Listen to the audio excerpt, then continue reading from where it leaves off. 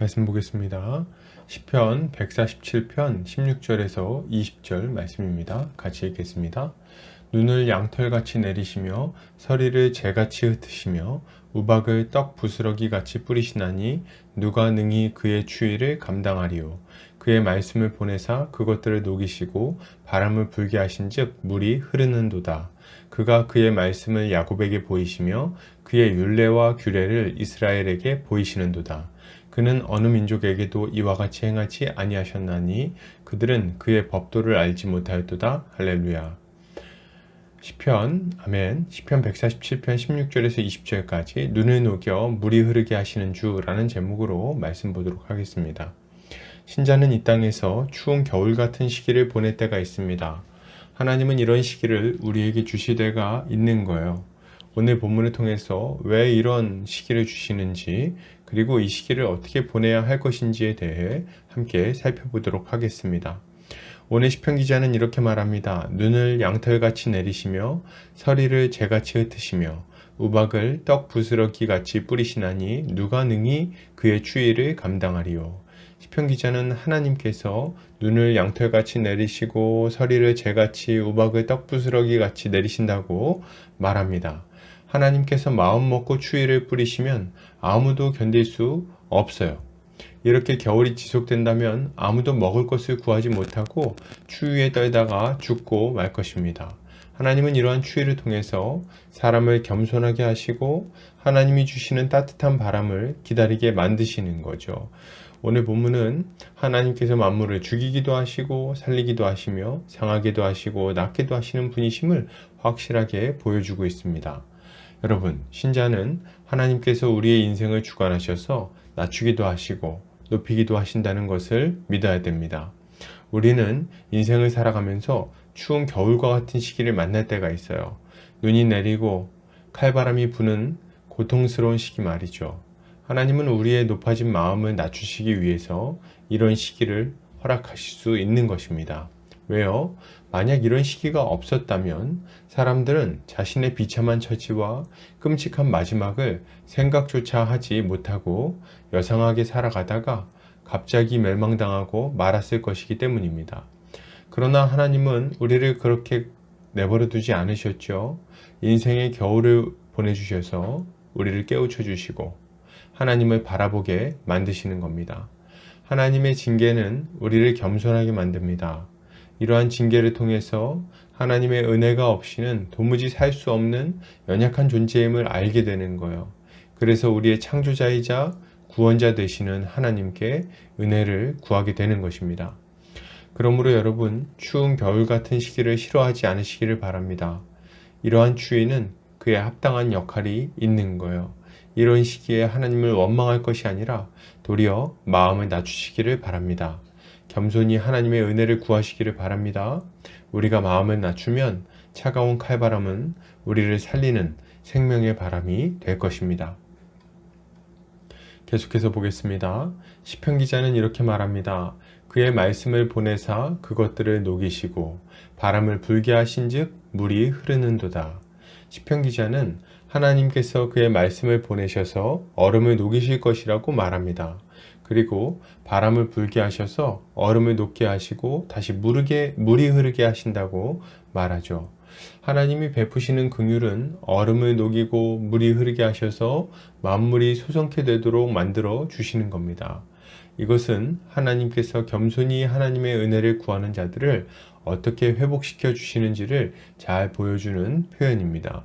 여러분, 신자는 하나님께서 겸손히 하나님의 은혜를 구하는 자들에게 예수 그리스도를 통해 충만한 회복의 은혜를 주심을 믿어야 됩니다. 하나님은 우리의 인생 가운데 칼바람 부는 고통스러운 시기만을 주지는 않으십니다. 하나님의 목적은 우리를 살리시는 것이기 때문에 때가 되면 다시 회복시켜 주시는 거예요. 우리가 완고한 마음을 꺾고 높아진 마음을 낮출 때 하나님은 역사하기 시작하십니다. 하나님은 겸손히 하나님의 은혜를 구하며 손을 들고 하나님께 나오는 자들에게 따뜻한 바람이 불게 하십니다. 예수를 알게 하시고 예수를 통해 그들의 메마른 인생 가운데 생명수가 흐르게 하시는 거죠. 어떻게 해요? 죄에서 떠나게 하시고 의를 알게 하시고 하나님의 사랑을 알아 감사하게 하십니다. 예수 그리스도의 십자가 사랑에 감격하게 하시고 우리의 상한 마음을 위로받게 하시는 거예요.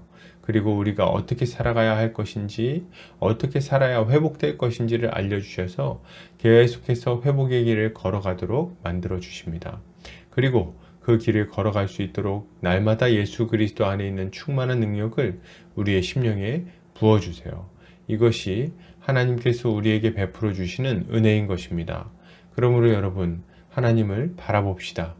우리의 인생을 주관하셔서 겸손하게 하시고 하나님의 은혜 가운데 들어오게 하시는 하나님의 은혜를 구합시다. 주님을 바라볼 때 우리의 인생에는 봄과 같은 기쁨과 즐거움이 넘치게 될 것입니다. 계속해서 보겠습니다. 시편 기자는 이렇게 말합니다.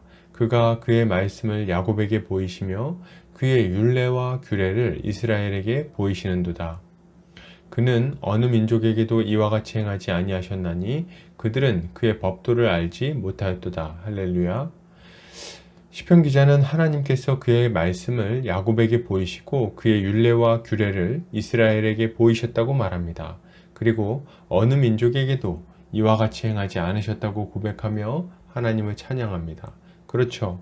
하나님은 이스라엘을 택하시고 그들에게 진리를 가르쳐 주셨어요. 하나님의 율법을 알려주시고 구원의 길을 알려주신 거죠. 이것은 하나님께서 자신의 백성들에게 진리를 알려주셔서 생명의 길로 나아오도록 하신다는 것을 잘 보여주는 표현입니다. 여러분, 신자는 하나님께서 자신의 백성들에게 말씀을 보내심으로 생명길로 나아가게 하심을 믿어야 됩니다. 하나님은 자신의 백성들에게 말씀하시는 분이세요. 이것은 하나님께서 알아듣기 모호한 환상이나 꿈이 아닌 명확한 말씀으로 자신의 뜻을 알려주신다는 말입니다. 우리는 이제 하나님의 뜻이 모호하다고 알아들을 수 없다고 말할 수 없어요. 왜요? 그렇게 헷갈리지 않도록 명확하게 자신의 뜻을 글로 알려주셨기 때문입니다. 그것도 한두 문장으로 알려주신 것이 아니라 명백한 율법을 통해서 이스라엘 역사 전체를 통해서 선지자들의 말과 지혜서의 가르침들을 통해서 알려주셨어요. 무엇보다도 하나님은 길이요 진리요 생명이신 예수 그리스도를 이 땅에 보내셔서 그분의 삶과 가르침으로 하나님의 뜻이 무엇인지를 알려주셨습니다. 이 모든 하나님의 뜻은 예수 그리스도의 십자가를 통해 가장 찬란하게 드러났어요. 십자가야말로 계시의 절정이라고 할 수 있는 것입니다. 이제 우리는 십자가를 통해 무엇이 참되고 복된 생명의 길인지 알 수 있습니다. 여러분, 우리는 십자가를 통해 하나님의 뜻이 무엇인지 분별해야 됩니다. 십자가를 통해 하나님의 은혜를 받아야 돼요. 그리고 십자가를 통해 영원한 생명의 길을 향해 나아가야 하겠습니다. 이것이 우리가 알고 믿어야 할 내용인 것입니다. 결론을 드립니다. 여러분, 신자는 하나님께서 우리의 인생을 낮추기도 하시고 높이기도 하신다는 것을 믿고 겸손히 하나님의 은혜를 구해야 됩니다. 주의 말씀을 들을 때에 그것이 생명의 길임을 알고 겸손히 순종해야 됩니다.